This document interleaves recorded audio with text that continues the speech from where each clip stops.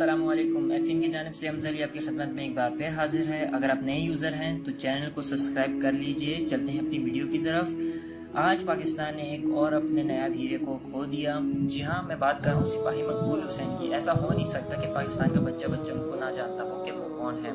अगर मैं उनकी हिस्ट्री के बारे में आपको बताऊँ तो वो कश्मीर की तरफ उनको भेजा गया था कि आपने इंडियन के जो पोस्ट हैं उनको तबाह करना है और उनको नुकसान पहुँचाना है। लेकिन हुआ यूँ कि उनकी जो लाश थी वो भी नहीं मिली, और उस जंग के बाद जब वो सारा मामला सेटल हो गया तो वो नहीं मिले। तो वो लोग ये समझ गए कि पाकिस्तानी फ़ौज के वो शहीद हो गए हैं, और उनकी एक कब्र बनाई गई यहीं पर कि एक जो फर्जी कब्र जो होती है। लेकिन ये 40 साल तक इंडिया के साथ प्रिजनर रहे और जेल में रहे। उन पर तशद्दुद किया गया, उनके नाखून निकाले गए, उनकी ज़बान को काटा गया, और पता नहीं कौन कौन से तशद्दुद उनके ऊपर किए।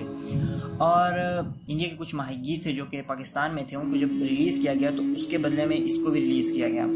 और आप यकीन मानें कि ये जब अपने कमांडर के पास गया जो भी था उधर, तो ये ना बोल सकते थे, ना इनको इतना तशद्दुद किया था कि मेंटली तौर पे बहुत ज़्यादा डिस्टर्ब हो चुके थे। लेकिन फिर भी इनको अपना जो एक कोड नंबर होता है वो याद था, और उन्होंने वो कोड जो कि एक सोल्जर कोड होता है, जो कि सोल्जर का एक नंबर होता है, आप ये समझ लीजिए, वो नंबर उन्होंने उधर लिखा। तो उधर से उनको पता लगा कि ये हमारे सिपाही मकबूल हुसैन है, जिनको हम 65 की जंग में शहीद हुआ समझे थे।